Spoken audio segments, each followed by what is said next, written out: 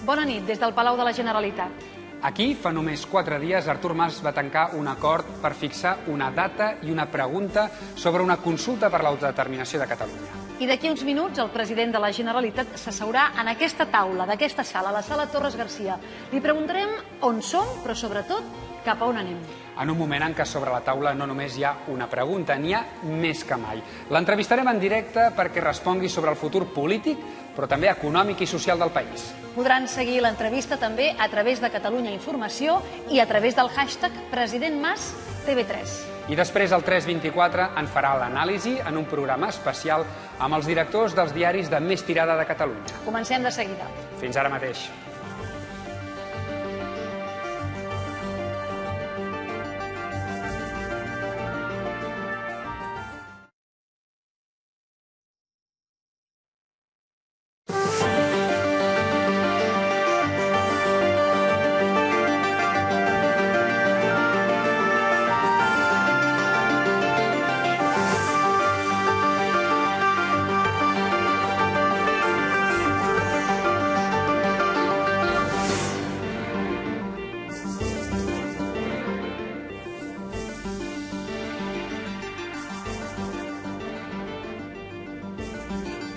President, bona nit. Molt bona nit. President, vol que Catalunya esdevingui un estat? Sí o no? Jo estic promovent la consulta, aquest era el compromís. Jo personalment tinc la meva opinió, us l'expressaré, però la meva opinió com a persona no coincideix plenament amb la meva funció com a president. L'opinió sí, però la funció no. Com a persona, jo vull que Catalunya tingui un estat. Per tant, votaria sí a la primera pregunta. Votaria sí, i com a persona també votaria que sí a la segona. Com a persona. Tinc el mateix dret a votar que qualsevol altre ciutadà d'aquest país.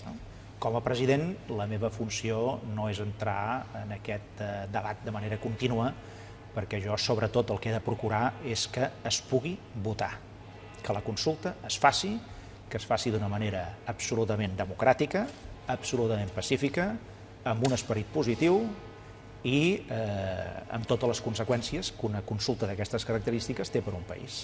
Per tant, doncs, com a persona, vostè voldria que Catalunya esdevingui un estat independent, sí o no?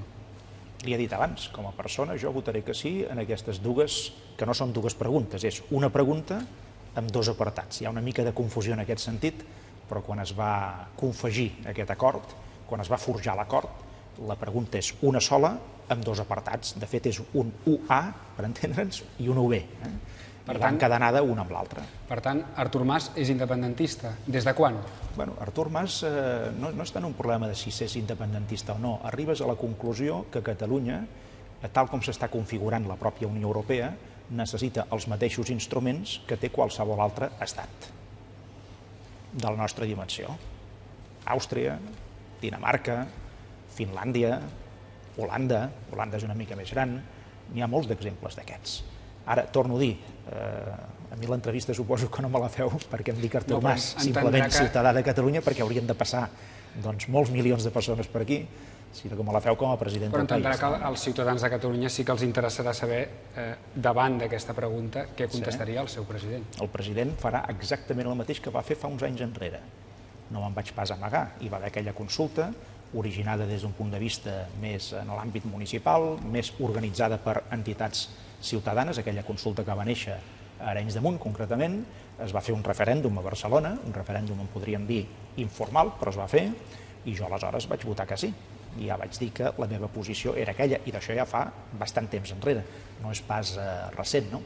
Ara, sobretot, el focus l'hem de posar en aquest moment en poder votar. Aquest és el gran repte democràtic. Després, a partir d'aquí, i jo com a president això ho he de deixar molt clar, a partir d'aquí, com que l'important és la consulta, el sistema democràtic, l'exercici de la democràcia en estat pur i la decisió del poble de Catalunya, tots els vots són igualment respectables. Ho diré d'una altra manera. Voti que voti les persones que vagin a votar, tenen exactament el mateix valor, no només des del punt de vista del recompte dels vots, sinó des del punt de vista de la qualitat d'aquest vot. Exactament la mateixa importància. No és més català qui vota que sí o qui vota que no. L'important és que es pugui votar. i es tractarà exactament igual a tothom, perquè d'això es tracta, d'aquest repte democràtic en majúscules. Vostè fa 4 dies, podríem dir que va quadrar un cercle, va posar d'acord a 5 partits. Qui va escriure la pregunta? La pregunta la vaig escriure jo. Vostè? Sol? Sí, la vaig escriure jo sol, sí senyora, sí. La vaig escriure jo sol, i si m'ho fa precisar una mica més, podríem dir que la inspiració, si se'n pot dir d'aquesta manera, em va agafar treballant, perquè va ser concretament el dia 6 de desembre, dia de la Constitució, el dia 6 de desembre, treballant aquí, en el Palau de la Generalitat. Vaig passar tot el matí aquí pensant, ja hi portava pensant des de feia setmanes i mesos, però no havia arribat a una conclusió definitiva, i aleshores vaig escriure 3 o 4 opcions diferents, i al final em vaig decantar per aquella que jo creia que era més simple, més clara i més inclusiva. I la paraula independència sortia a totes les opcions? Sortia a totes les opcions, sí senyora, a totes, però de formes diferents. Ara no li explicaré quines eren les altres opcions, perquè aleshores entraríem en un debat i en una especulació sobre coses que ja no passaran, perquè la bona és aquesta. Sobretot és per una cosa, no perquè la pogués escriure jo en aquell moment. És bona en la mesura en què ha suscitat l'acord de moltes formacions polítiques, fins i tot de formacions polítiques que no hi estan d'acord, tenen molts membres d'aquestes formacions, com s'està veient aquests darrers dies o hores, que també hi estarien d'acord i que, segons com, des d'algun punt de vista, potser s'hi podrien sumar. És un acord molt ampli, molt majoritari, aquesta és la gran potència d'aquest acord, per tant, en el sentit que és molt majoritari, és bona. I a part d'això, és molt clara, perquè fixi's vostè que la interpretació que se'n fa a tot arreu, a Madrid no cal dir, però també a fora, és que els catalans són cridats, primer, a votar, molt important, a decidir el seu futur, importantíssim. Això no havia passat mai des de fa molt temps, de fet des de fa segles. Tercer, si volen superar el ser una comunitat autònoma, que és com se'ns descriu en aquest moment, o com administrativament som, i quart, que això seria la forma d'estat, i quart, si aquest estat ha de ser un estat independent o no, perquè aquí hi ha totes les opcions possibles. Vostè acaba de dir que és un acord molt ampli, que inclou les forces que el van subscriure i també algunes de les persones de les forces que no l'han subscrit. Es refereix implícitament, òbviament, al PSC. Pere Navarro es va assabentar, va saber l'anunciat de la pregunta per la premsa? Jo, Pere Navarro, no el vaig poder convocar en aquestes reunions de treball, de negociació i d'acord, perquè ell ja havia deixat molt clar que ell no hi seria, que el PSC no hi seria. Vostè no el va cridar?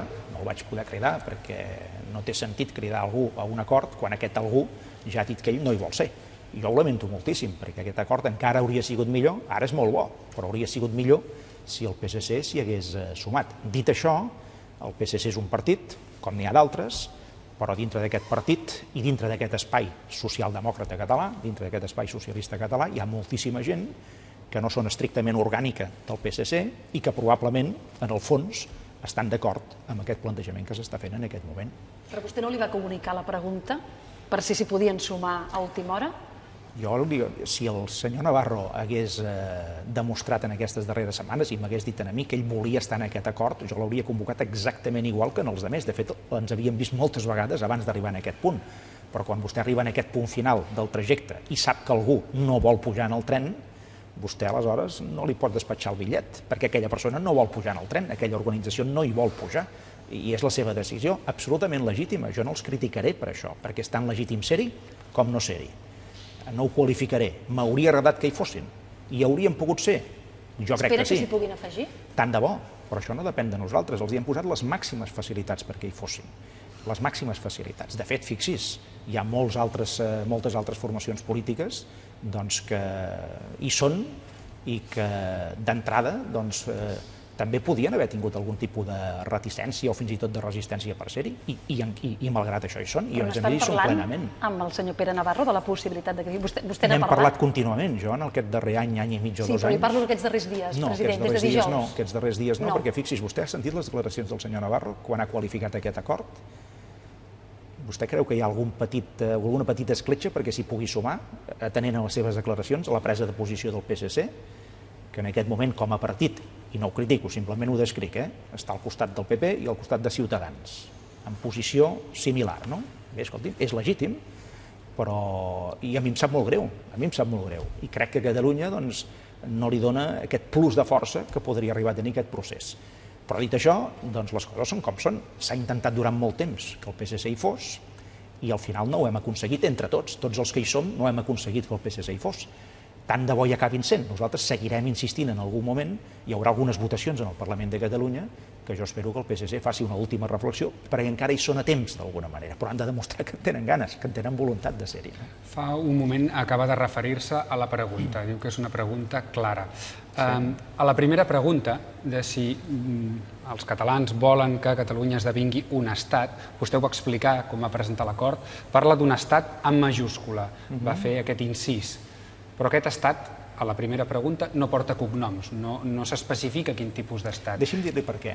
Perquè aquest va ser un dels punts claus de l'acord. Aquest va ser un dels punts feliços, diguem-ho així, de l'acord.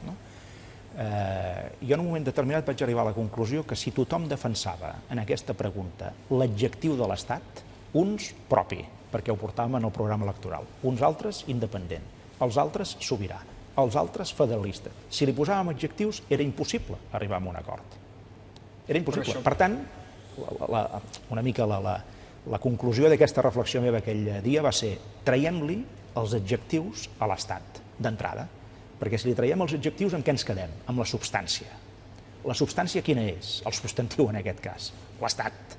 I quan dic en majúscules és perquè s'entengui que això és un acte de sobirania del poble de Catalunya, que vol constituir-se, aquells que diguin que sí, en un Estat. I a partir d'aquí, la segona part de la conclusió era, o de la reflexió, hem de donar o no una sortida en aquest moviment que sembla majoritari a favor que aquest estat acabi sent un estat independent. Podem quedar-nos només en aquest punt de la pregunta i no reblar el clau amb la segona part?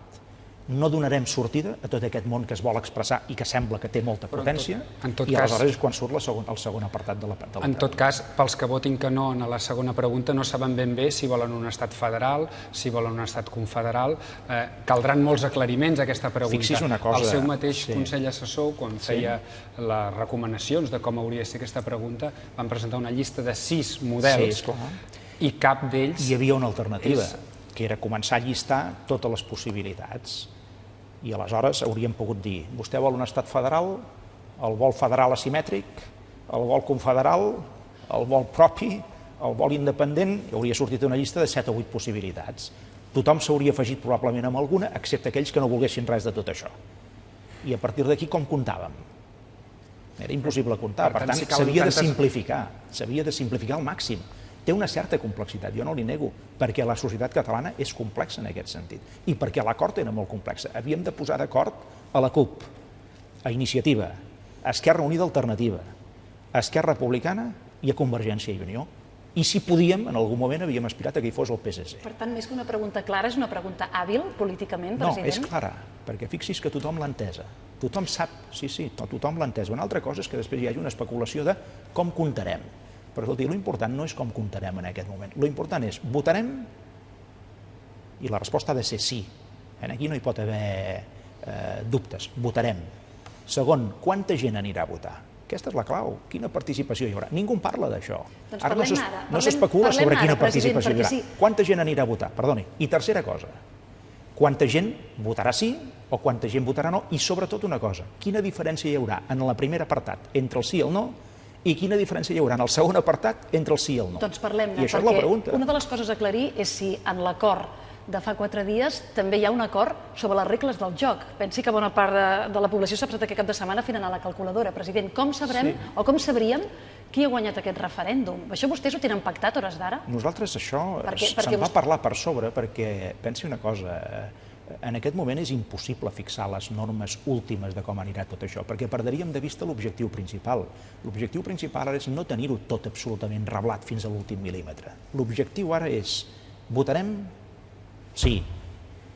Hi haurà una gran participació, ens n'hem d'ocupar, entre tots plegats. Gran participació, perquè això sí que és definitiu.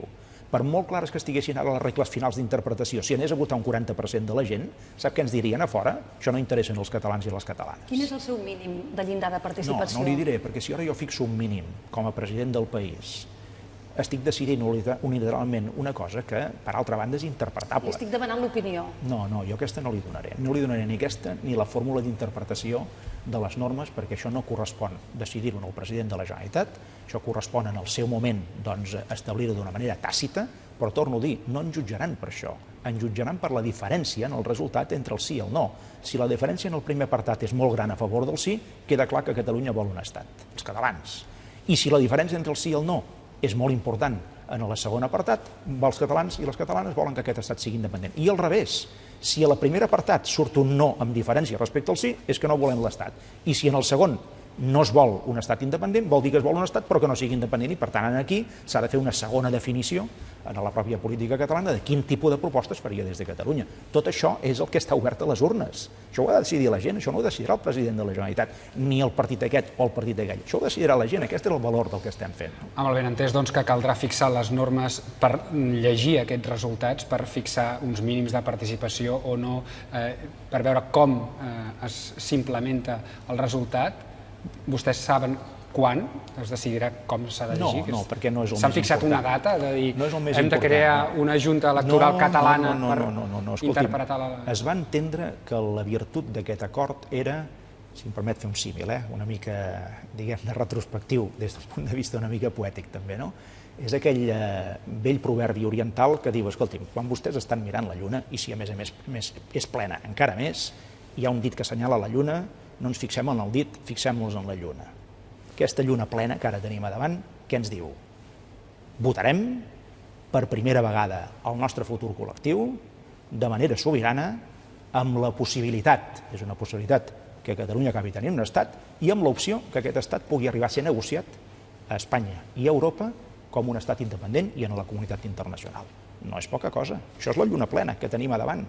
Doncs fixem-nos en això. Després, les regles de funcionament i tot això, si hem aconseguit els grans acords sobre el que és principal, tot això ja vindrà de manera natural en el seu moment. No tem que correm el risc o es corri el risc que davant dues preguntes o una pregunta encadenada amb 3 resultats possibles es produeixi una situació com la que es va produir en l'últim referèndum, potser més similar, que hi havia 2 preguntes, que és a Puerto Rico, que al final van arribar a la conclusió que no sabien llegir el resultat? Jo crec que no. En el cas de Catalunya jo crec que aquest risc no hi serà. També li he de dir una cosa, si al final en els 2 apartats de la pregunta hi hagués pràcticament la mateixa gent que vota que sí que la mateixa gent que vota que no, evidentment aleshores tenim un problema. Si en els 2 apartats, l'A i el B, 50% vota que sí, 50% vota que no, i a baix 50% vota que sí, 50% vota que no, o coses similars, doncs llavors tenim un problema perquè vol dir que no tenim unes majories clares en el país ni a favor d'una cosa ni a favor d'una altra. I jo sempre vaig defensar que les majories entre el sí i el no havien de ser clares. I això permet que siguin clares. Cadascú, deixeu-m'ho dir d'una altra manera, cadascú ara ha de demostrar la força dels seus arguments i la força de la seva raó. Aquesta pregunta feta d'aquesta manera permet que cadascú demostri aquesta força i aquests arguments. Civilitzadament, serenament. No li hem de treure transcendència en el que està passant, però li hem de treure dramatisme. Jo això sí que ho demano, per favor. Ara estem a punt de començar unes festes senyalades, les festes de Nadal, de Cap d'Any, etc. Les famílies es reuniran. Donem-li transcendència, és molt important el que estem fent. Probablement és el més important que hem fet en segles, però traiem-li dramatisme. En democràcia això s'ha de poder, civilitzadament, decidir a les urnes. I com es decideix a les urnes? Doncs per majories, quan més sòlides millor. Tothom té el camí, tothom té l'autopista, tothom té la via ampla per poder defensar els seus arguments, a favor del sí, a favor del no, en els 2 apartats. President, vostè a Catalunya ha pactat un acord. Amb Mariano Rajoy ha pactat el desacord? No. Jo amb Mariano Rajoy el que intentaré és fer un últim esforç, vaja, un últim o no, no serà l'últim. Reiteradament faré l'esforç per fer-li entendre, si puc, que ha de permetre votar. Vostè quina és l'última vegada que ha parlat que ens hem de posar d'acord per poder votar. Quina és l'última vegada que han parlat, president, amb el president? Mira, l'última vegada que vam parlar a fons vol dir que jo vaig anar a Madrid, que vam seure unes quantes hores, etc. Va ser finals d'agost. Aquell 29 d'agost. No hi ha tornat a parlar? He tornat a parlar per telèfon amb ell, però i li he sempre, no ho recordo, en alguna ocasió, en aquests darrers 3 mesos, hem parlat per telèfon, ens vam veure un dia amb una cimera d'aquí del Palau de Pedralbes, una cosa que va anar una mica accidentada, vostès ja ho recorden, alguns temes de protocol. Des que la pregunta és pública ha parlat amb Mariano Rajoy? No. En cap comunicació? En cap comunicació. I un missatge de mòbil? Però no, de moment no. Però jo ja li dic que tinc previst adreçar-me al president Rajoy en els propers dies, ara que ja tenim aquest acord, que ja no és tendre, ara ja no estem confegint o forjant l'acord, ara tenim l'acord a Catalunya, i és molt ampli, és molt transversal, no? És molt potent, és molt clar. Per tant, jo ara en algun moment, no ho faré públicament, ja els hi avanço, no ho faré públicament, per tant no em facin preguntes de quan serà, etc. Jo en algun moment, en el proper futur, m'adreçaré al president Rajoy, com he fet altres vegades, intentaré tenir alguna trobada amb ell i dialogar, que és el nostre propòsit, intentar posar-nos d'acord. Per nosaltres no quedarà, tenim el màxim interès en que aquesta pregunta sigui acordada, en el sentit que el procés sigui acordat, que ens deixin votar, que no demanem molt. Aquest país s'ha guanyat el dret a votar. Se l'ha guanyat. Per tant, que ens deixin votar de manera civilitzada, com fan els escocesos. El 18 de setembre de l'any que ve els escocesos votaran d'acord amb els britànics. Londres, Edimburg, s'han posat d'acord. Justament, ara que treu el tema d'Escòcia, a Escòcia votaran d'acord amb el govern britànic després que Alex Salmond hagués canviat justament la formulació de la pregunta. Sí, senyor. Ell tenia, com a primera opció, volia una pregunta múltiple, amb 3 possibles respostes, i al final és binària. Estaria vostè disposat a canviar la formulació de la pregunta si es pogués arribar a un acord amb el govern espanyol? Jo estaria disposat a que, si parléssim amb el govern espanyol, acabéssim amb el model del Regne Unit. Per tant...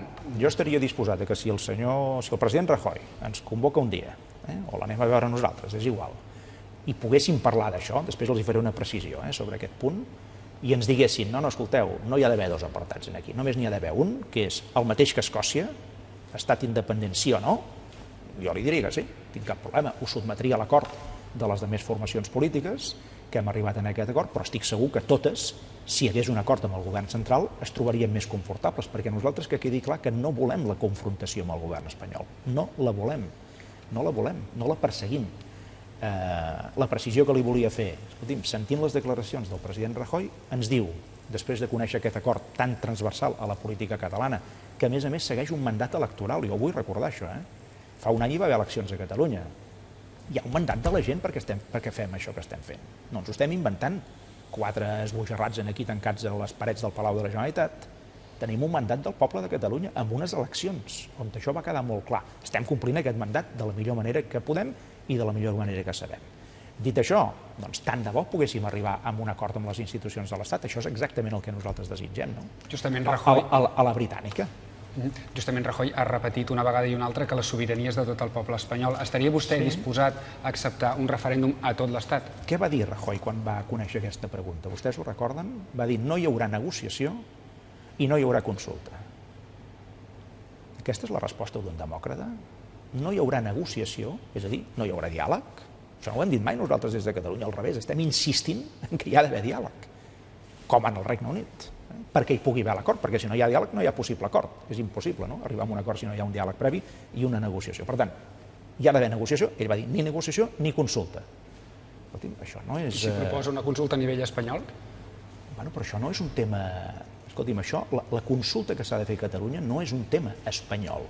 El resultat de la consulta, segons quina sigui la posició dels catalans i de les catalanes, aleshores es pot convertir en un tema que cal anar a negociar a l'Estat, a Brussel·les i a davant de la comunitat internacional. És evident, però això és el resultat de la consulta, no la consulta. A mi em fa molta gràcia quan diuen la consulta és inconstitucional i et posen la Constitució com un mur inflanquejable, com si fos el mur de Berlín històric, no?, la Constitució. I això sembla que no, la Constitució no t'impedeix votar. La Constitució permet defensar qualsevol idea mentre es faci de manera democràtica i pacífica. Les idees no es poden condemnar mentre siguin democràtiques i pacífiques i no siguin totalitàries. A partir d'aquí, escolti'm, la consulta es pot fer. Una altra cosa és que en el moment en què s'ha d'implementar el resultat de la consulta que s'ha fet a Catalunya, si això afecta el conjunt d'Espanya, com passarà entre Escòcia i la Gran Bretanya, evidentment hi ha d'haver una negociació posterior. Això no ho nega ningú. President, si el moviment del govern de Madrid no és el de d'alguna manera trobar la manera de fer la consulta, sinó el de fer una oferta per Catalunya, el de trobar un encaix que blindi les competències, que garanteixi l'autonomia fiscal, que blindi el català i la cultura i la projecció internacional, vostè estaria disposat a d'alguna manera no tirar endavant la consulta? No, escolti'm, jo crec que democràticament i civilitzadament, si l'estat espanyol, si les institucions de l'estat, de comú acord entre elles, tenen una oferta atractiva per al poble de Catalunya, el que s'hauria de fer és que les institucions de l'Estat posin la seva pregunta en la consulta o en el referèndum i les institucions catalanes posin la seva, que nosaltres ja la tenim acordada. Fixi's la diferència. A Catalunya sabem què volem. És el que hem acordat. Sabem quan ho volem fer i sabem com ho volem fer. Vostè sent parlar molt de possibles ofertes a Madrid, de terceres vies, molt respectable tot això, però jo em pregunto, què hi ha sobre la taula? Vostè em pot dir que hi hagi alguna cosa concreta sobre la taula, més enllà d'alguna declaració? L'espera, aquesta oferta, president? A mi m'agradaria que hi fos. A mi m'agradaria perquè demostraria que hi ha una voluntat positiva i constructiva de l'estat espanyol que s'adonaria del que està passant a Catalunya, posaria bé el termòmetre del que està passant a la societat catalana i intentaria corregir aquesta desafecció que hi ha entre el poble català, la majoria del poble català, i les institucions de l'estat espanyol, més que no pas a Espanya, i a partir d'aquí hi posarien una solució, que jo crec que haurien de decidir el poble de Catalunya si realment és una solució que la volen assumir o no. Però tot això en aquest moment és somiar truites. La necessita, aquesta oferta, president? No, jo no la necessito. Jo no la necessito en el moment en què les institucions catalanes, els partits polítics catalans, majoritàriament s'han posat d'acord amb el que volem fer, com ho volem fer i per quin procediment, i quan ho volem fer. Això ho tenim. Això, per nosaltres, és un gran actiu en aquest moment. Ara, a mi m'agradaria que l'estat espanyol fes alguna oferta atractiva a Catalunya perquè poguéssim valorar què és el que hi ha. Però de moment no ha aparegut res. Jo només sento una cosa. Quan diem volem votar, ens diuen no, no votareu. Volem negociar, no cal negociar res. No a tot. En aquest moment és no a tot. Això és el que no entenen en el món i a Europa. No entenen que no hi hagi una reacció de l'estat espanyol davant d'aquest conflicte democràtic que s'està plantejant des de Catalunya. President, amb aquest dibuix que vostè ens fa, ens podem imaginar a vostè i a Mariano Rajoy en dues línies rectes, en dos carrils, que si ningú es mou no es trobaran mai. És a dir, vostè està disposat a moure's d'aquest carril? És a dir, vostè quina carta jugarà? Vostè fins ara ens havia dit que no contemplava una consulta que no fos ni legal ni pactada. Això ho manté? Si fa 15 dies, senyora Heredia, vostè hagués vist què passava a Catalunya entre els partits polítics catalans i haguéssim parlat de la possibilitat d'arribar a un acord, la conclusió segurament en aquell moment hauria sigut no hi havia cap possibilitat, perquè tothom deia la seva i semblava que no hi havia punt d'intersecció. Amb l'Estat es podria arribar a un acord si l'Estat tingués la mateixa actitud que han tingut els partits catalans que han fet aquest acord. Si l'actitud és positiva, constructiva, amb ganes d'arribar a l'acord, no pensant només en el teu partit o no pensant només en la teva posició electoral. Si realment hi ha una mica d'alçada de mires en aquest sentit i de generositat i de sentit de país i de sentit d'estat, tot això junt, es pot arribar a acords. A Catalunya ho hem demostrat. Però ara li estic preguntant quin moviment fa vostè del seu carril, perquè no tenim a Mariano Rajoy aquí al davant. És a dir, vostè, i la pregunta és molt clara, si vol li fem amb sí o no, ja que estem en preguntes... No, és a dir, vostè manté que no farà mai a Catalunya una consulta que no sigui pactada amb l'Estat i legal? No ho he dit mai, això. Jo he dit legal. I pactada tant de bo. No ho he dit mai que hagi de ser pactada. Jo he dit que la nostra volem. Jo vaig dir, hi havia diferents opcions. Hi havia l'opció de pactar-la o l'opció que ens la tolerin, que vol dir allò que els anglesos en diuen hands off, no? No t'hi posis, deixa'ns fer, deixeu-nos fer. Tindrem una llei de consultes aprovada en el Parlament de Catalunya d'aquí un parell o 3 de mesos. Amb aquesta llei de consultes podem fer la consulta del 9 de novembre amb la pregunta que hem formulat, podem convidar la societat catalana a participar en aquesta consulta, que el govern espanyol i les institucions de l'Estat no s'hi fiquin i coneixeran l'opinió. Això és la tolerància. Seria una via. Però vostè trauria els Mossos al carrer per poder fer aquesta consulta, president? Com diu, perdó? Vostè trauria els Mossos al carrer per poder fer aquesta consulta, arribat al cas? Jo no vull crear una tensió innecessària ni vull sortir del que ha de ser una normalitat de país. Però fixi's, el meu missatge a Madrid quin és? Quan a mi se'm diu no hi haurà negociació i no hi haurà consulta, el meu missatge al final és dir no la podreu evitar. Potser podreu evitar una consulta en un dia concret, però arribarà un moment en què a Catalunya vindran unes eleccions. Vindran les eleccions catalanes, s'haurà de formar un nou Parlament a Catalunya. El termini màxim és el 2016, el màxim.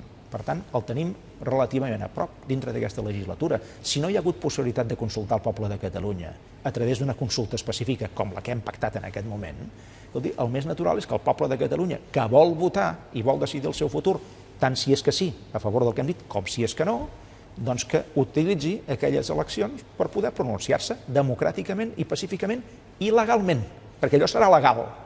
Els hi arribarà igualment, per tant, millor que l'acordem. I es planteja recórrer a instàncies internacionals.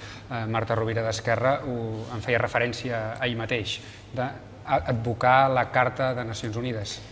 Jo em plantejo qualsevol via que sigui democràtica, que sigui de sentit comú, que sigui per defensar els nostres drets i que sigui de comú acord amb els partits que estem o que estan promovent, en aquest cas, aquest pacte i aquesta consulta. Pensi també que jo no puc prendre a partir d'ara decisions unilaterals importants, perquè quan tu arribes a un acord amb tantes persones, en aquest cas tants partits polítics, amb ideologies tan diferents, interessos tan diferents, visions de la vida i de la composició de la societat tan diferents, quan arribes amb això, això t'obliga molt, perquè vol dir que aquest mainstream, no? aquest corrent de fons que hi ha en el país, que hem aconseguit entre tots canalitzar bé, això ara ho hem de conservar, i conservar vol dir que les grans decisions s'han de prendre en aquest fòrum en què ja hem demostrat que les grans decisions es poden prendre, perquè la que hem pres fins ara és la més difícil de totes, posar-se d'acord en la pregunta. Semblava impossible fa 15 dies, en la data i en el procediment. Escolti'm, això era el més complicat de tot. Per tant, a partir d'aquí, doncs, ha de ser un pèl més fàcil tot això. President, amb el màxim de realisme i sinceritat, en una escala del 0 al 10, quines són les possibilitats que els catalans vagin a votar el pròxim 9 de novembre de l'any que ve una consulta sobre l'autodeterminació de Catalunya? Doncs miri, jo no li puc qualificar de l'1 al 10, això, o del 0 al 10. No puc, no perquè m'equivocaria, sinó simplement perquè no em veig capaç de fer-ho. Jo el que li puc dir és que l'esforç per anar a votar el 9 de novembre ha de ser el màxim i totes les accions s'encaminaran en aquest sentit, en el ben entès també d'una cosa, que aquesta consulta és per construir un país que valgui la pena i que estigui al servei del benestar de la gent, del progrés de la gent, de les polítiques públiques, que vol dir de la sanitat, de l'educació, dels serveis socials, etc., i d'una economia el més competitiva possible que creï els llocs de treball de qualitat que entre tots plegats volem. Està al servei d'això, Això no és una consulta teòrica, ni purament filosòfica, purament existencial, levítica. No, escolti, estem tocant absolutament de peus a terra. Volem transformar el país. Què volem? Els mateixos instruments que tenen els altres per transformar els països. Volem això. Però si, com dèiem, l'estat espanyol no ho permet ni ho tolera, i per tant vostè tampoc està disposat a treure els Mossos per garantir que les urnes es puguin escapar pel país perquè la gent hi pugui anar a votar, no hi haurà consulta el 9 de novembre i haurem d'esperar el 2016 a les eleccions al Parlament. Entre treure els Mossos al carrer, que són un cos de seguretat, i que jo faci el decret de convocatòria de la consulta, que el penso fer, el decret de convocatòria de la consulta... No tens inhabilitat? Doncs, a més a més ens amenacen amb aquestes coses, no només inhabilitat, escolti, si he de fer cas del que sento, inhabilitacions, presó, carregar-se l'autonomia, no sé quantes coses s'han arribat a dir, no? Però a mi tot això no em fa por, a condició, òbviament, que jo vegi que hi ha una pinya molt gran en el poble de Catalunya per votar, no per la independència, per votar, que aquest sentit democràtic no el perdem els que volen votar que sí i els que volen votar que no, això, mentre jo vegi que això és així, escolti'm, a mi no em fan por les conseqüències de tot això. I mentre vegi que en aquest votar doncs hi ha també una majoria del país que vol una transformació significativa de les coses tal com les tenim en la relació entre Catalunya i les institucions de l'Estat. Dic les institucions de l'Estat perquè amb Espanya els problemes són molt diferents. Amb el poble espanyol els problemes són molt diferents. El problema gros el tenim amb l'estat espanyol. Amb les institucions de l'Estat hi ha una autèntica, en aquest moment, involució de l'autogovern. Hi ha una operació de liquidació de l'autogovern. Aquesta és la realitat. No?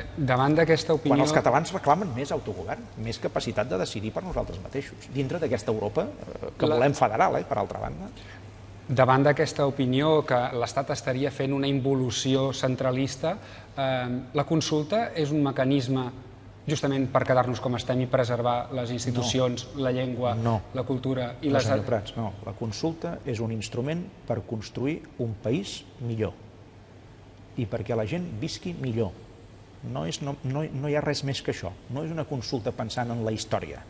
És una consulta respectant la història, respectant les arrels, òbviament respectant i defensant allò que hem defensat sempre, que és la identitat, la cultura i la llengua, i és una consulta sobretot mirant pel present i encara més pel futur.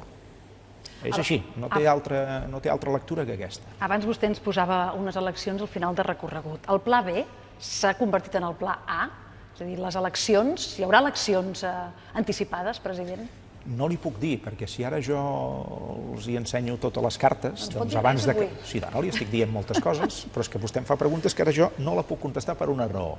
Perquè si tenim unes certes cartes a les mans per jugar, en el millor sentit de l'expressió, i resulta que les ensenyem totes de cop a tothom, també als nostres adversaris, que també ens estan veient i ens estan escoltant, doncs, escolti'm, al final ens quedarem absolutament indefensos. Es fan moltes preguntes en aquests moments. Però els ciutadans què hem de saber a hores d'ara? No es pot saber tot ara. Escolti'm, ara què hem de saber? Primer, que podia no haver-hi un acord, i és molt important. Segon, que seran cridats a votar. La votació es farà. Amb unes eleccions.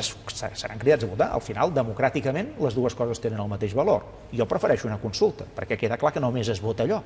Però si no ens deixen cap altre remei, ni cap altre instrument, tenim un últim recurs, que és el meu missatge a Madrid. No ho podreu evitar, a menys que no suspenguin les eleccions, que seria un escàndol democràtic espectacular a tot el món, no? Però si no, com que jo crec que en aquest punt no hi podran arribar, doncs, escolti'm, d'alguna manera el poble de Catalunya es podrà expressar i, a més, dintre d'un termini raonable. Tant de bo es pugui fer el 9 de novembre, que és el que jo vull, farem tot el possible perquè sigui així. Tant de bo es pugui fer de manera acordada i pactada amb les institucions de l'Estat. I posarem la màxima energia i tots els sentits possibles. A partir d'aquí, la gent ha de saber això. En algun moment, i no molt llunyà, hi haurà aquesta decisió del poble de Catalunya, en forma de consulta, tant de bo, si no hi ha més remei, en forma d'eleccions. Això és una segona certesa.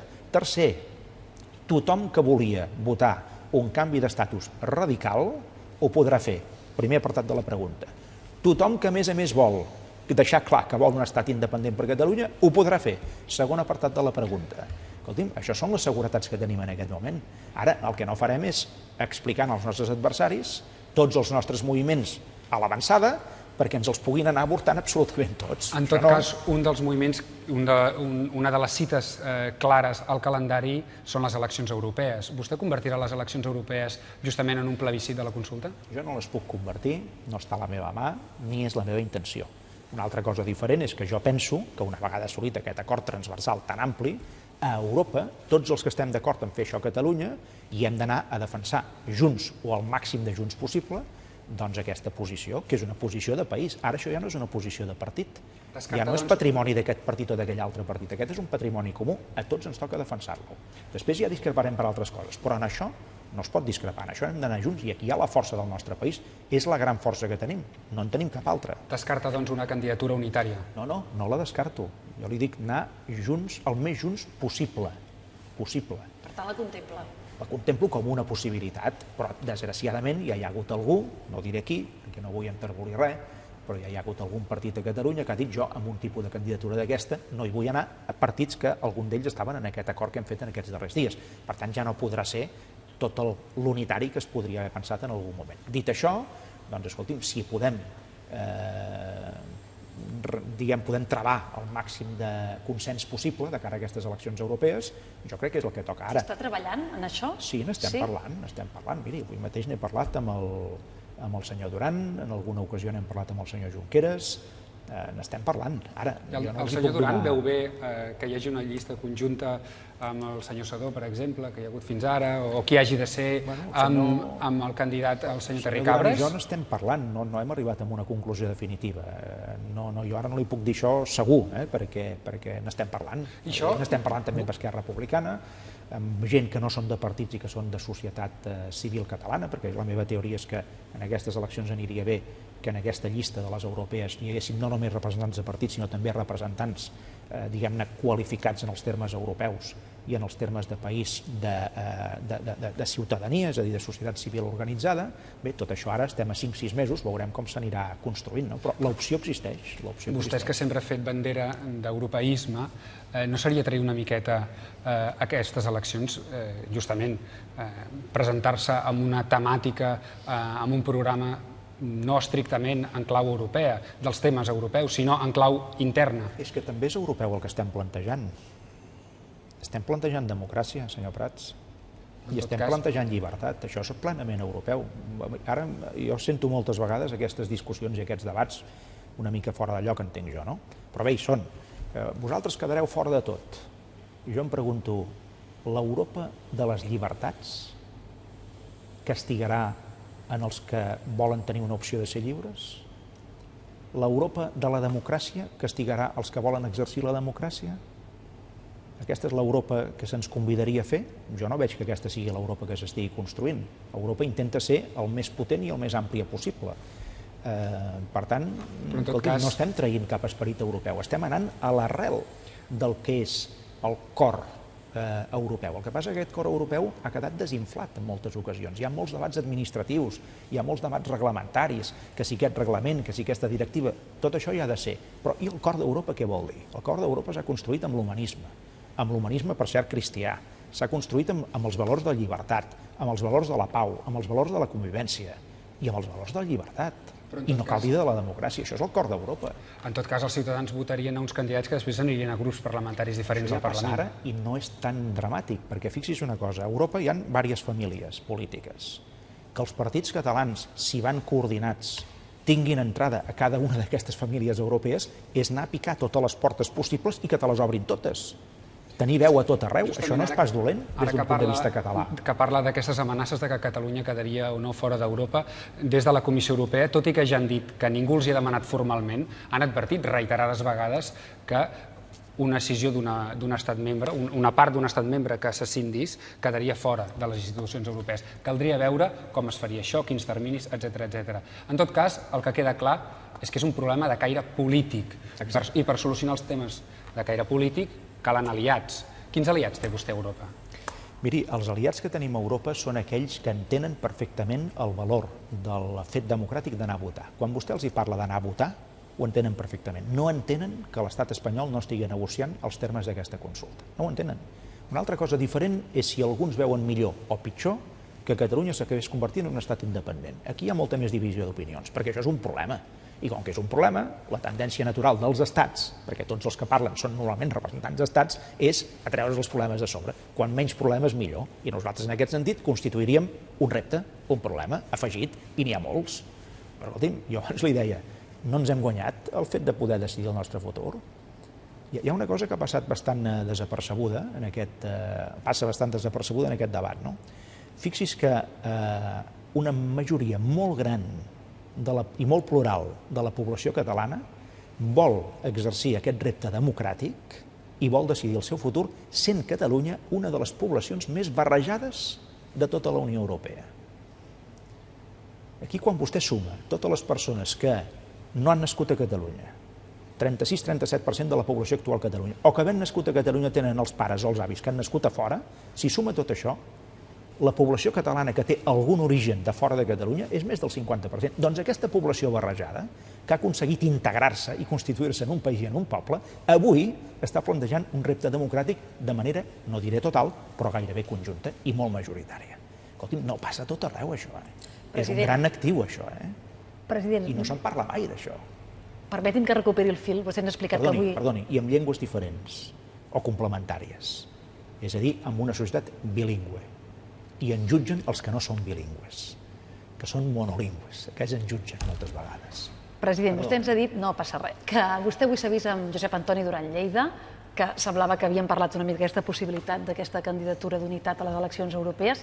Han parlat també de la possibilitat de l'entrada d'Esquerra al govern? És a dir, el següent pas en aquest marc d'entesa que vostè ens dibuixava és un govern d'unitat, un govern en què hi hagués Esquerra Republicana? N'hem parlat en algunes ocasions, no li negaré, jo públicament m'he expressat algunes vegades en el sentit de les portes del govern estan obertes a aquelles formacions polítiques que vulguin ajudar a sobresortir d'una situació tremendament complicada, que no és agradable, en aquest moment governar no és agradable, li ben asseguro, perquè s'han de fer moltes coses a contracor, s'han de prendre moltes decisions que no les prendries en circumstàncies normals, etc. Les portes estan obertes. Ara, la reflexió en profunditat no l'hem feta, i permeti'm, és que no l'hem feta perquè la urgència ara és fer aquest pacte que ha portat molta necessitat de pensar, de parlar, i ara hem fet això, i ara, una vegada superada aquest gran repte, que era el principal, ara crec que el camí està més planer per poder reflexionar sobre la resta de coses. Candidatura europea, un possible govern ampliat en algun moment d'aquesta legislatura, en el temps que ve, tot això està obert. Però no està obert vol dir que està obert, que no vol dir que estigui tancat ni en un sentit ni en un altre. President, en aquests moments Oriol Junqueras per vostè és un rival polític, és un company de viatge o és un amic? Home, vaja, dona, m'ho plantejo d'una manera que no sé... Vaja, bàsicament és un company de viatge, però no ell. No és només ell, vaja, ell també, no? Però no és només ell. Jo crec que no ho podem tampoc personalitzar d'aquesta manera. Una de les virtuts del que hem fet aquests darrers dies és que ens hem posat d'acord formacions polítiques, que evidentment estan liderades per persones. I jo he intentat en tot moment fer de president del país, que crec que és la meva funció i la meva missió més, vaja, la més primordial en aquest moment, no? Aleshores, per mi tots els que estan en aquest acord són companys de viatge, tots, independentment de si es diuen d'una manera o es diuen d'una altra. Amb uns hi ha més diferències ideològiques que no pas amb els altres, però tots són companys de viatge, cadascú a la seva manera. Tots anem en el mateix tren i en la mateixa direcció. Pot ser que anem en vagons diferents, però tots anem en el mateix tren, no? I en la mateixa direcció. A partir d'aquí, doncs, jo ho contemplo d'aquesta manera. Jo amb l'Oriol Junqueras hi tinc una relació franca, ens diem les coses educadament, procurem dir-nos-les cordialment, amb un esperit constructiu, però no només amb ell. Jo en aquest moment he de dir que, i ho vaig significar el dia que vaig comparèixer després de l'acord, jo he d'agrair l'actitud dels partits que han estat en aquest acord, perquè han demostrat, això, alçada de mires, han demostrat sentit de país i han tingut generositat. Si tothom hagués volgut imposar la seva posició, era impossible l'acord, absolutament impossible. Tant de bo, això que ha passat amb això, passés amb altres coses, també li he de dir. No ho veig fàcil, gens fàcil. Però tant de bo passés, perquè els reptes de Catalunya no és només aquest, en tenim d'altres de reptes de Catalunya. I amb el senyor Duran també hi té una relació, podríem dir, de companys de viatge, d'amistat, o com alguns diuen de rivalitat política? No, de rivalitat política no, entendrà que amb el senyor Duran, que portem, no jo, però Convergència i Unió porta 30 anys llargs anant junts a gairebé totes les eleccions, o a totes les eleccions, defensant programes comuns, posant-nos d'acord amb una cosa i mil coses també, algunes vegades discrepant. Com comprendrà, doncs, el primer que vaig veure jo per fer aquest acord va ser el senyor Duran, perquè jo no podia anar a parlar amb la resta de formacions polítiques, amb el senyor Junqueras, amb el senyor Herrera, amb en David Fernández de la CUP, jo no podia anar a parlar amb ells si jo no tenia un acord entre Convergència i Unió. També els he dit una cosa, en contra del que algunes vegades es diu, i ho dic tal com va anar. El senyor Duran, quan li vaig formular aquesta pregunta i li vaig fer la reflexió, en 30 segons em va dir que sí. I em va dir, escolta'm, no és la pregunta que jo hauria fet, però és evident que en aquest moment que no hi hagi consulta a Catalunya és un ridícul espantós, històric. Per tant, hem d'actuar generosament, em va dir ell, tens el meu sí. I a partir d'aquí, doncs, vaig començar la negociació amb la resta de formacions polítiques. President, tot això del que d'alguna manera hem estat parlant fins ara, utilitzant les seves paraules, podríem dir que és aquesta dimensió desconeguda en la que vostè ens ha alertat un parell de vegades que hi entraríem i que de fet hi érem. Si li sembla, agafem ara la dimensió coneguda i ens ocupem d'un dels temes que més preocupa segons tots els baròmetres a la població, que és l'atur i la precarietat laboral. Hi ha gairebé un 23% d'atur en aquest país, a Catalunya. Els ciutadans l'assenyalen com el primer problema en les enquestes. Vostè es va marcar l'objectiu de reduir l'atur a la meitat i en això s'està fracassant. Hi ha 840.000 catalans sense feina, la meitat no cobren prestació. Què se'ls hi pot dir en aquest moment? Doncs miri, se'ls hi pot dir diverses coses. Se'ls hi ha de dir que, malgrat aquesta situació ombrívola, que ho és, perquè aquest panorama que vostè acaba de descriure no desperta cap mena d'entusiasme ni d'alegria, al revés, molta preocupació, no? Però se'ls ha de dir que per primera vegada en 6 anys, i això no és una dada menor, sembla que aquesta tendència s'està començant a inflexionar. Ho dic amb tota la prudència del món, però també amb tota la claretat, perquè no havia passat en 6 anys. Per tant, sembla que aquella baixada contínua que teníem, que volia dir més atur cada vegada, en aquest cas era pujada de l'atur, baixada de l'ocupació, sembla que no només ha tocat fons, sinó que comença a rebotar una mica cap amunt, que vol dir cap a la creació d'ocupació. Això és una primera dada que no és definitiva, que no és decisiva, però que marca un horitzó una mica diferent si seguim fent la feina en la línia que l'estem fent, no només com a govern, sinó la societat en el seu conjunt, a base del seu esperit emprenedor, de ganes de fer coses, d'internacionalitzar-se a fons, de ser atractius des del punt de vista de la inversió estrangera i del turisme, no cal dir de l'exportació, de la recerca, de la innovació, tots aquests grans temes que en aquest moment estan sobre la taula en el nostre país. Primera cosa que se'ls pot dir. Segona cosa que se'ls pot dir, Home, hi ha un govern que en aquest moment està bolcat en aquest tema. Pot donar la impressió de que, com que ens ocupem del tema de la consulta, ens oblidem d'això, però això no és veritat. Si vostès analitzessin la meva agenda, el 90% del meu temps està dedicat a les polítiques socials i a l'economia. Els meus actes, la meva presència, els meus viatges, està volcat en l'altre. I després se'ls... Com un resultat, disculpi, molt discret. Bueno, però fixi's quina és la situació que hi ha en el conjunt del sud d'Europa. I dintre d'aquest sud d'Europa, els que estem repuntant una mica millor som nosaltres en aquest moment. Això també s'ha de tenir en compte, no?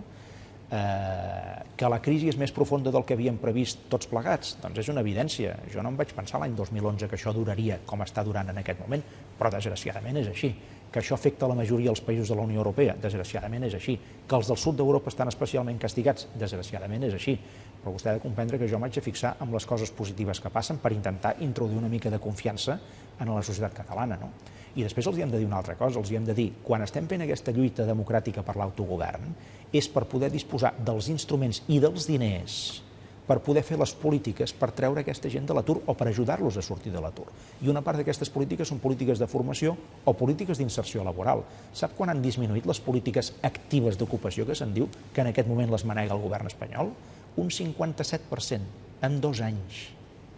57%. Amb un atur creixent han disminuït les polítiques actives d'ocupació per trobar feina amb un 57%.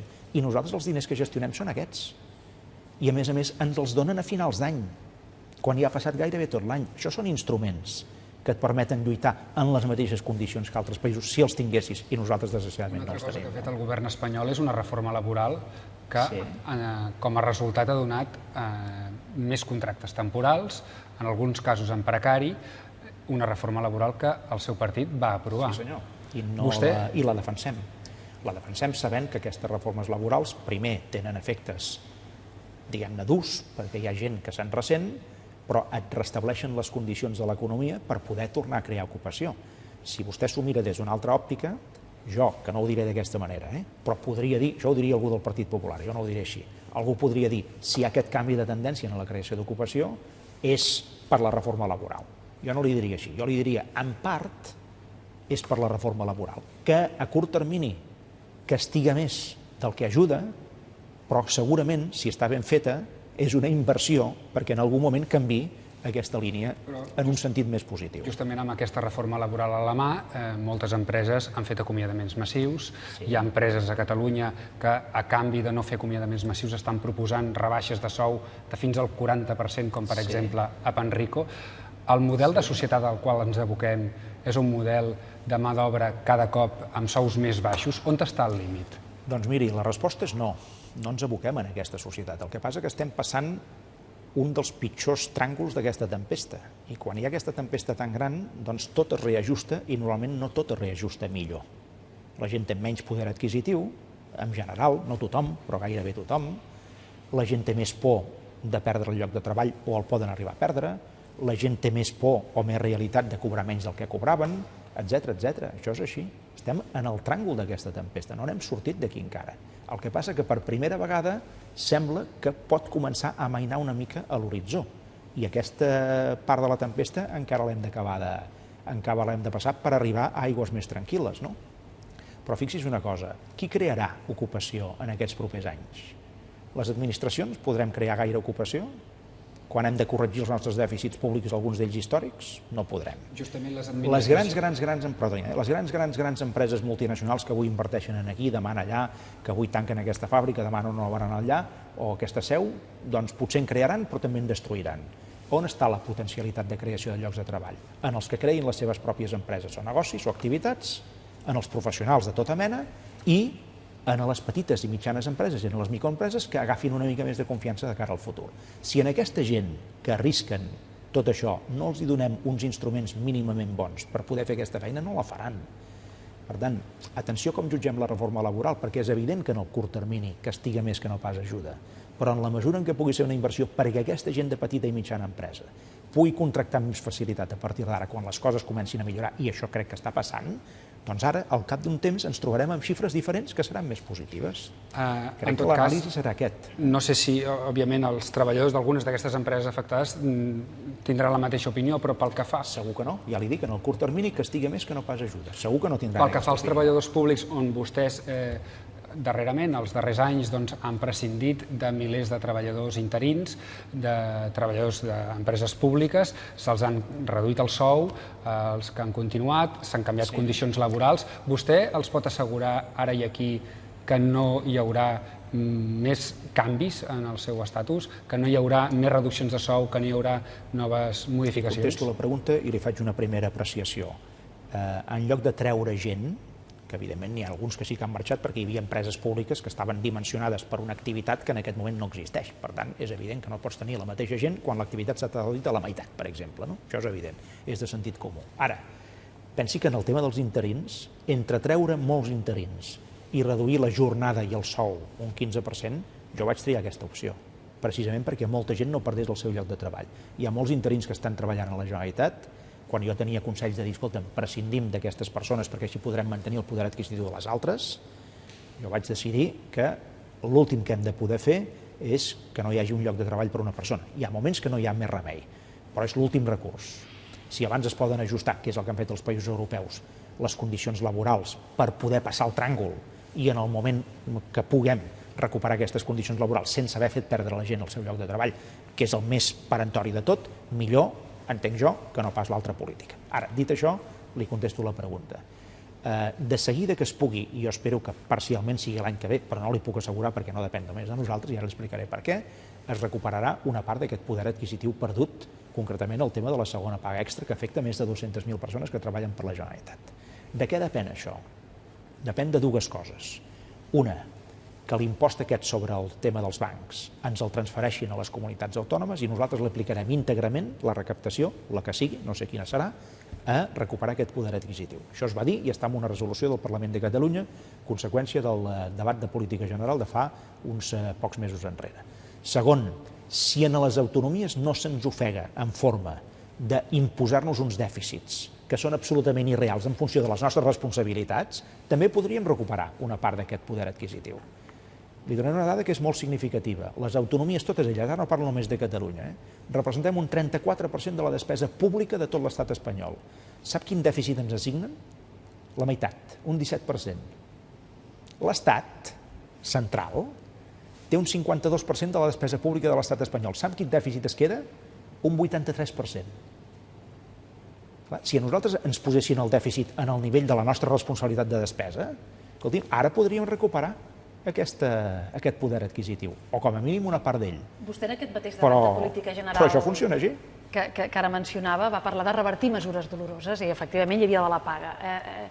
N'hi haurà més? És a dir, en aquest país es tornaran a obrir els quiròfans a les tardes, els mestres i professors es tornaran a substituir el primer dia de baixa? És a dir, aquest model amb les retallades està aquí per quedar-se o alguna d'aquestes mesures la veurem recuperada? Gairebé tot el que hem fet, per no dir tot, no ho hem fet per gust. Això ens ho imaginem. No, bueno, escolti'm, hi podria haver algú que digués la política d'aquesta gent és aquesta. Nosaltres no és perquè volem que això sigui així, és perquè no hem tingut més remei que fer-ho així per fer sobreviure les polítiques públiques, que són aquestes que vostè diu, perquè segueixin funcionant els hospitals, perquè segueixin funcionant els centres d'atenció primària, perquè potser sí que alguns quiròfans hauran tancat a la tarda, però els hospitals segueixen funcionant en aquest país i podien estar en risc de funcionar molt pitjor del que estan funcionant en aquest moment. No és mèrit del govern, és mèrit dels professionals que hi són cada dia. Exactament igual per les escoles, exactament igual per les residències de discapacitats, per les residències de gent gran, per les entitats del tercer sector que es dediquen a la reinserció de persones que s'han perdut la feina, o per la gent que ha caigut en la drogodependència, etc. Per tot aquest gran ventall. Evidentment que no ho fem per gust. Ara, què hem procurat en tot moment? Salvar l'essència d'aquestes polítiques públiques, que el país aguanti aquest tràngol i passi aquesta tempesta. Això és el que hem procurat. I que dintre d'això la valoració d'aquest servei sigui el millor possible. És l'esforç dels professionals que treballen per la Generalitat. Fixi's vostè una cosa, quan vostè ara pregunten a la població catalana, i això està en tots els estudis, no? Qualifiqui'm la sanitat d'aquest país. La nota segueix sent molt bona. No és mèrit del govern, li torno a dir, mèrit dels professionals que hi són cada dia. El nostre sistema educatiu, cosa que no es diu pràcticament mai, en aquest moment amb menys diners, i no vol dir que sigui gràcies a això, però amb menys recursos, En aquest moment estem millorant el fracàs escolar, o dit d'una altra manera, estem millorant l'èxit escolar i estem millorant l'abandonament escolar prematur. Aquella gent que acaba quart d'ESO i se n'anaven abans de treballar, ara estem intentant que segueixin cursos, per exemple, de formació professional, que facin uns batxillerats, etc. Molta més gent s'està apuntant en aquesta opció. Tot això seran gent més qualificada, que tindran millors salaris en el futur quan aquesta tempesta amaini definitivament. Però, president, justament, d'alguna d'aquestes mesures, quina seria la primera que revertiria després d'aquesta paga? Una és aquesta afecta 200... Però de les que li mencionava la Lídia, hi hauria alguna mesura que vostè digués no, aquesta és prioritària, les ajudes a les persones en dependència... Miri, prioritari és els temes de tots els programes per lluitar contra la pobresa. Això és absolutament prioritari. Prioritari és polítiques actives d'ocupació per permetre inserció en aquella gent que s'ha quedat sense feina i que alguns d'ells són aturats de llarga durada. Prioritari també serà anar revertint algunes pujades que s'han fet d'impostos que ens han posat en una situació diferencial respecte a altres parts d'Espanya molt dura. Tot això són mesures que s'hauran d'anar revertint, tant per la via dels ingressos com per la via de la despesa. Però si vostè em preguntés ara quan ho faran això, jo no li podria contestar honestament. Em seria molt fàcil dir-li, miri, d'aquí no sé quant temps, però honestament no li podria contestar, perquè no depèn només de nosaltres. Això depèn de les disponibilitats que tinguem de recursos. Com s'explica, doncs, que hi hagi comunitats autònomes que hagin anunciat justament mesures totalment al contrari? El País Valencià, amb unes finances públiques no gaire millors que les de la Generalitat, al contrari, està anunciant que revertirà algunes mesures doloroses. Extremadura està anunciant justament també que tornarà pagues. Però València tanca el Canal 9, Tancarà vostè Vostès... No, senyor. Per això li dic. Clar, vostè només em diu el que estan fent per revertir alguna cosa, però ells tanquen Canal 9, Jo no penso tancar TV3, A veure si ens entenem. Ells prenen mesures molt dures que nosaltres no estem prenent aquí i que no prendrem. L'altra cosa és que... El senyor Monago també ha anunciat que el senyor tornarà Monago pagues. està en el millor dels mons, perdoni que li digui, perquè és una autonomia subsidiada per tot arreu, que ha rebut fons de tot arreu i que es permet el luxe de baixar impostos quan el seu esforç fiscal diferencial és molt inferior al de molts altres territoris. Aquest és el sistema de finançament que tenim a Espanya. Per tant, vostè... És exactament aquest. M'acaba de vostè posar l'exemple precís, perquè és exactament com funciona això. De forma absolutament desequilibrada. Que no vol dir que no es deixi... Perdoni, que no vol dir que no s'hagi d'ajudar a Extremadura. Però una cosa és ajudar a Extremadura, que tothom hi estem d'acord, i ho hem fet, doncs, sense protestar, i una altra cosa molt diferent és que a canvi d'aquest ajut a Extremadura es baixin els impostos i aquí els hem de pujar i no puguem pagar dues pagues extres en els nostres empleats públics, quan l'esforç fiscal diferencial que fa Catalunya és molt superior. President, aquestes taxes noves de nova creació o les que s'han pujat o aquests nous impostos, vostè no ens pot dir quan es baixaran en aquests moments? Jo no li puc dir, però intentarem que sigui dintre d'aquesta legislatura i el més aviat possible. No és una política volguda del govern fer-ho d'aquesta manera amb tot i per tot. Hi ha coses que s'havien de racionalitzar i que no passa res si es pugen una mica. Però el que ens fa mal és aquest esforç diferencial, aquests tipus impositius que tenim respecte a altres territoris de l'estat espanyol. Però quan volen sí que prenen decisions, president. És a dir, la gent sap que en el projecte de Barcelona World, si finalment tot tira endavant, vostès tenen previst rebaixar l'impost per l'activitat de casinos del 55% al 10%. Per tant, la gent sí que veu que quan vostès volen baixen impostos. Però fixi's una cosa, en aquest cas per què ho fem? En aquest cas ho fem per atraure una activitat puntual de gran força que ens crea activitat, llocs de treball, i la conclusió final és, rebaixant aquestes taxes associades, en aquest cas, en el tema del joc, aconseguirem més recaptació de la que tenim ara, si tenim molta més activitat. El problema que tenim amb la resta de coses és que aquesta molta més activitat no hi és. Aquesta és la desgràcia que tenim. El petit empresari també voldria crear riquesa, si també li baixessin els impostos, no? Sí, però sap quin és l'altre problema que tenim en aquest país? Frau fiscal. Clar, tenim uns tipus impositius molt alts, perquè tenim un frau fiscal molt alt. I això és general espanyol. Això passa a tot Espanya i a Catalunya, desgraciadament, també passa. Si aquí el compliment de les obligacions fiscals fos millor del que és i anéssim també aquí a un promitja europeu, una part important de les retallades que hem hagut de fer no les hauríem fetes. Una part important de les pujades d'impostos que hem hagut de fer no les hauríem d'haver fetes. I això és instrument d'estat, perquè fixis, tots els impostos importants els cobra l'Estat. I l'administració fiscal depèn d'ells. I la lluita contra el frau depèn d'ells. En tot cas, Això són instruments d'estat. En tot cas, president, amb aquests nous impostos que vostès han creat, noves taxes, de cara a l'any que ve, vostès preveuen recaptar uns 900 milions d'euros. En paraules del conseller deia, home, és una mica la xocolata del lloro perquè el forat és molt més gran. Deia que en el fons tenia un exèrcit de lloros, feia una mica el símil, que anaven picotejant a les butxaques dels contribuents. Però, malgrat tot, seran 900 milions d'euros i els hi queden 2.300 milions d'euros per acabar d'omplir aquest forat. Sí, senyor. Què privatitzaran, què vendrà la Generalitat de Catalunya? Doncs miri, l'alternativa que tenim, i això, quan estàs al govern has de prendre decisions, no pots fer discursos, només. L'alternativa que tenim és fem cessions de patrimoni, encara que algunes de vegades siguin temporals, o fem concessions d'aquestes característiques per ingressar diners, o retallem. D'acord, però tenen la llista feta. La llista la tenen feta? No, hi ha una llista feta, però és una llista genèrica. El que s'està fent en aquest moment, què és? Vendre edificis. Els pisos de protecció oficial? Els pisos no està decidit fer-ho... S'ho plantegen? No està decidit fer-ho, dels pisos, però el que està decidit és actius que tingui la Generalitat, que puguin ser, diguem-ne, comercialitzats en forma de venda o de concessió, ja n'hem fet alguns, les autopistes públiques que tenia la Generalitat es van concessionar. La gent que passa pels túnels de Vallvidrera, que es va concessionar això, i el túnel del Cadí, no han vist un canvi de... Una cosa és una autopista, l'altra és un pis de protecció oficial. Molt bé, ara deixem els pisos. Digui'm una altra cosa que no es pot privatitzar. No sé, vostès suposo que... Vostès hauran d'anar a Madrid a explicar com pensen tapar aquest forat o d'on pensen obtenir aquests ingressos. Si no ho fem així, hem de retallar 2.000 milions d'euros. D'on els retallem? Per tant, no descarta que pugui haver noves retallades. No, home, no, al revés. Farem tot el que estigui a la nostra mà per evitar aquestes retallades, que no farem perquè ja no les hem plantejades, sempre i quan el país entengui que a canvi de que no s'han de fer aquestes retallades, o millorem ràpidament tots els nostres ingressos de forma general, cosa per cert poc previsible, o ens donen uns dèficits diferents, com li explicava abans, cosa poc previsible perquè ens els imposen pràcticament manu militari, o ens espavilem.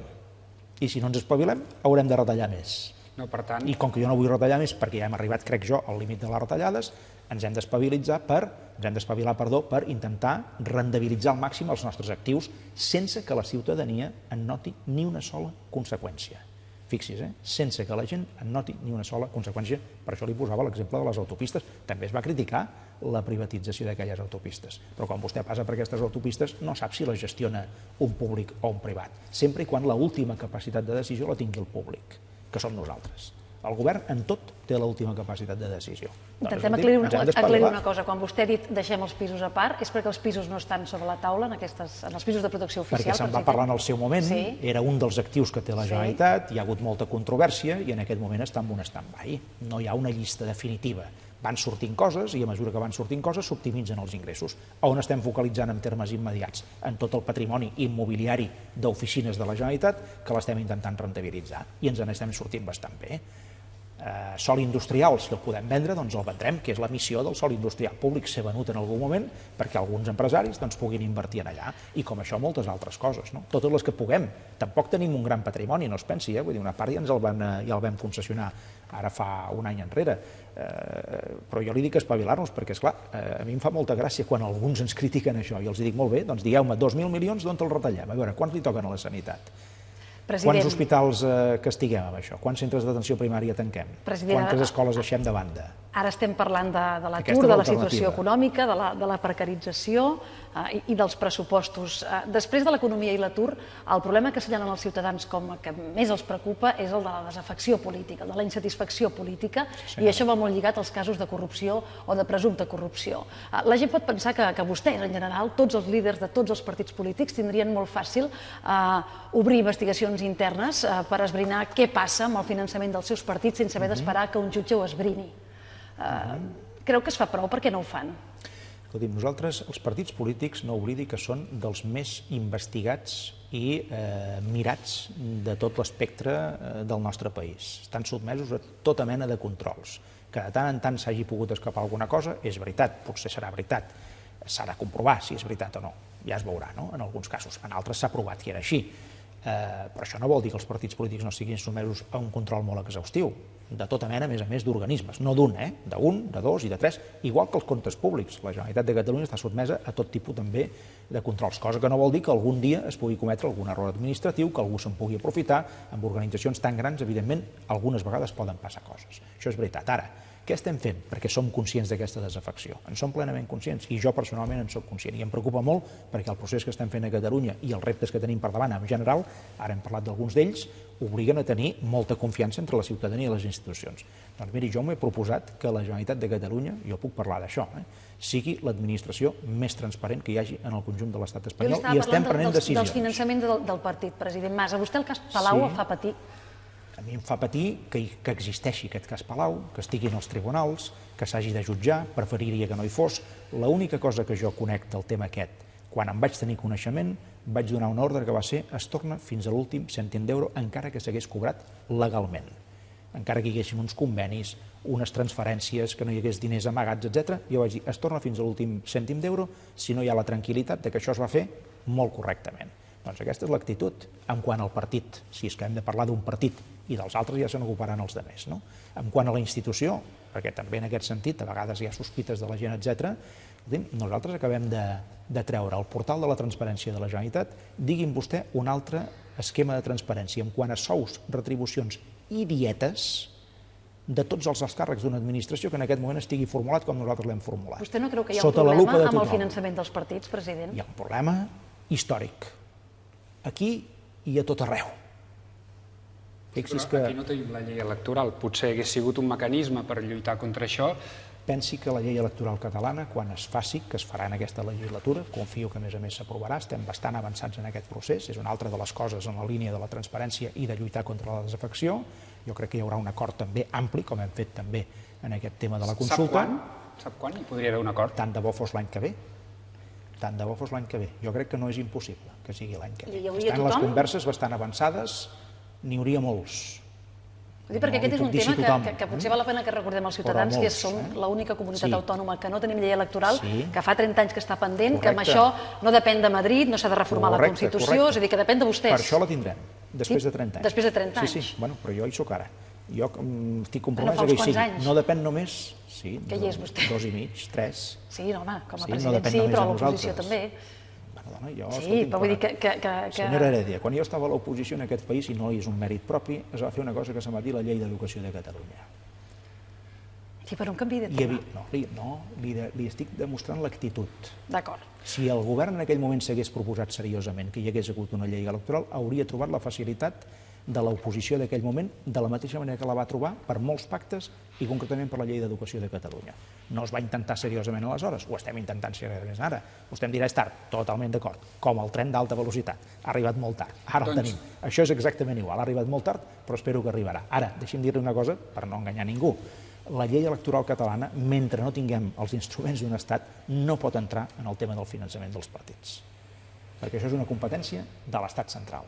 I si finalment hi acaba havent...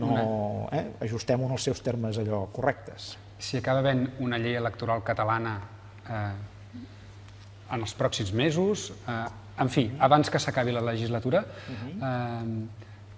anirem a votar a les pròximes eleccions al Parlament amb aquesta llei i serà vostè el candidat de Convergència i Unió? Això depèn, li contesto la primera part.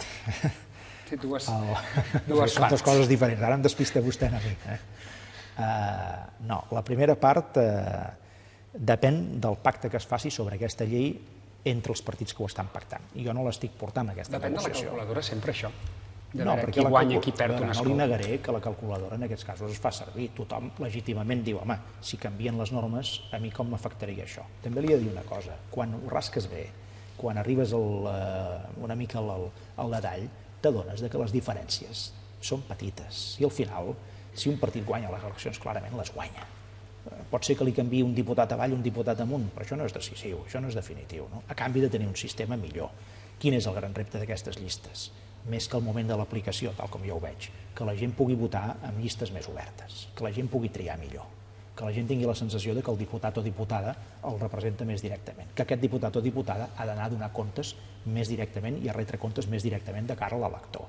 Es tracta d'això. Jo crec que això, en aquest moment, pel que em diuen a mi, jo no ho porto, la negociació, però em diuen que està cada vegada més avançat, que hi ha moltes possibilitats que això diguem-ne, reeixeixi en aquests propers, esperem que mesos. I si reeixeix o no, vostè serà el candidat a les properes eleccions? Doncs miri, jo... En té ganes?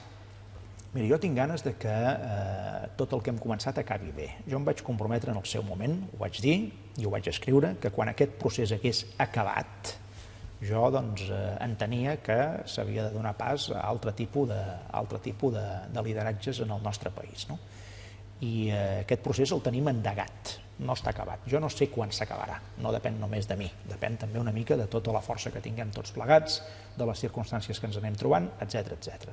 Jo en aquest moment no em plantejo si em presentaré o no em presentaré, no m'ho plantejo, no és el motiu de la meva preocupació. Jo estic tan ficat fins al coll, per dir-ho així, amb cos i ànima, en tot el que estem fent, que intento fer-ho el millor possible i tenir els millors resultats possibles. I quan tot això estigui no només endegat, sinó ja molt més conduït, aleshores prendrem les decisions que haguem de prendre. Vostè recentment, en un llibre que va sortir fa uns dies, un llibre d'entrevistes, confessava, si podem dir-ho d'aquesta manera, que li havia passat pel cap alguna vegada, durant alguns instants, alguns breus moments, si recordo bé, deixar-ho tot.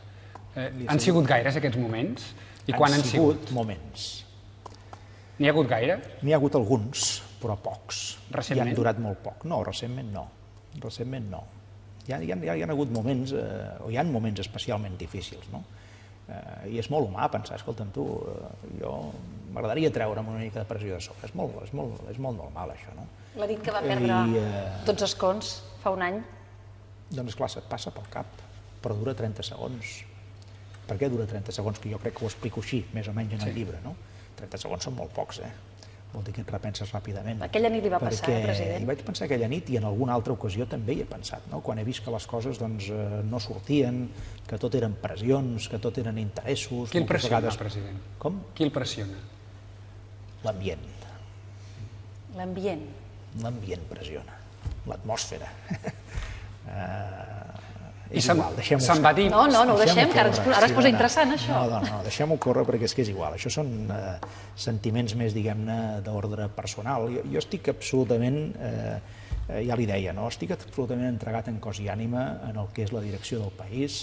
Mentre hi hagi confiança en mi i aquest procés estigui en marxa, jo intentaré complir, ho faré el millor que sàpiga, i els moments que jo pugui tenir de dubte són moments personals, gairebé intransferibles, i li asseguro que són, a més, molt passatgers, perquè tinc molt clar el que he de fer, tinc molt clara la meva responsabilitat, ara encara més, després d'aquest acord, ara encara més, sé que jo he d'estar al peu del canó, sé que he de donar exemple i sé que sóc l'últim que pot fallar, l'últim. Per tant, com que ho tinc molt clar, mentre jo hi sigui, hi estaré amb cos i ànima. I si algun dia no hi soc, no passarà res, perquè ja n'hi haurà alguns altres que se n'ocuparan, perquè al final els bons països funcionen així. President, i ja acabem, i tenint en compte el que ens ha explicat aquesta nit, tenint en compte que hi ha gent que té molta pressa, gent que només té pressa, gent que no en té gaire, gent que no es vol moure del lloc o que no vol anar enlloc. Vostè, faci el que faci, decebrà algú, no podrà contentar tothom. Ja ho sé. Ja sap a qui decebrà? No, però segur que hi haurà algun decebut, ja hi són ara. I com ho gestionarà, això? Ara, amb aquests això? pactes que hem fet, ja hi ha gent que està decebuda. Com ho gestionarà, això? Perquè vostè fins ara està gestionant la il·lusió. Està preparat per gestionar la frustració, president? Espero que no l'haguem de gestionar. Però fixi's, jo, per dir-ho clarament, i li expresso també un sentiment i un compromís al mateix temps, jo tinc una certa tranquil·litat, no perquè em tregui les puces a sobre, que quedi clar amb el que li vaig a dir, però jo tinc la certa tranquil·litat d'esperit que aquesta decisió, aquestes decisions tan complexes en què tothom s'hi juga tant, les hem de prendre col·lectivament. Per això la consulta, perquè això no es pot decidir per part d'un líder polític, un govern o ni tan sols un Parlament sense que hi hagi aquesta votació i assumpció de responsabilitat i exercici de llibertat i de democràcia per part de la gent. És una decisió col·lectiva. Això ens dona a la gent moltes possibilitats, una gran il·lusió per construir un país, per tenir uns instruments que no hem tingut mai. I això és la part positiva. També vol dir molta responsabilitat en les decisions que es prenguin. Vol dir que s'ha de madurar molt la decisió de cadascú. Jo la meva la tinc madurada, però la gent pot madurar la seva amb tota la tranquil·litat i, torno a dir, amb plenes garanties de que aquí no es reparteixen carnets de catalanitat en funció de què es voti en aquesta consulta. Els vots valen igual, són igualment respectables, mentre els arguments es defensin amb esperit democràtic, amb un esperit positiu, amb controvèrsia, perquè els arguments són diferents, però amb aquest esperit, diguem-ne, constructiu que ha de tenir un país i sense dramatismes. Mentre això sigui així, doncs això crec que ho hem de conduir d'aquesta manera. A partir d'aquí, doncs escolti'm, la il·lusió per part de molta gent és tan gran que mentre aquesta il·lusió es mantingui, la pinya es faci, la majoria hi sigui i l'esperit sigui ferm i la capacitat de resistència llarga, o no tan llarga, simplement ferma, doncs escolti'm, Catalunya se'n pot sortir. Catalunya se'n pot sortir, jo estic convençut que se'n sortirà. Però ha de ser condició que tot això es mantingui d'aquesta manera i fins i tot es reforci en aquests propers temps. Això no és impossible. Semblava impossible fer aquests acords que hem fet. Els hem fet. No sé si toca el que ara li vaig a dir, però jo també demano que una mica de confiança en el que estem fent, perquè jo crec que estem demostrant que en tots els temes grans del país ens hi estem posant amb tots per intentar-los resoldre. La transparència, estem prenent mesures molt clares en aquest sentit. En els temes de l'economia, les coses començaran a millorar. En els temes de les polítiques públiques, espero que no hi hagi noves retallades. Potser hem tocat fons en aquest sentit. En el tema del procés polític i de la consulta i de tot aquest procés democràtic. Escolti'm, totes les coses s'estan fent, els acords hi són. Això ha de generar confiança en el conjunt del país. Jo també reclamo una mica, potser no ho puc demanar així, però demano una mica de confiança en el que estem fent, perquè al final nosaltres no ho podrem fer sols, tampoc necessitem l'afecte, si vostè m'ho permet, el respecte i la companyia de la gent per fer una cosa que no és gens fàcil, que nosaltres hi hem de posar el nostre gra de sorra, que és molt important, però que tot el país hi està convidat a fer-ho col·lectivament. President, doncs esperem ser aquí per veure com evolucionen les coses i si pot ser també poder-ho explicar, tant si va com vostè diu com si no. Moltes gràcies. Gràcies a vostès. Bona nit. Moltes gràcies.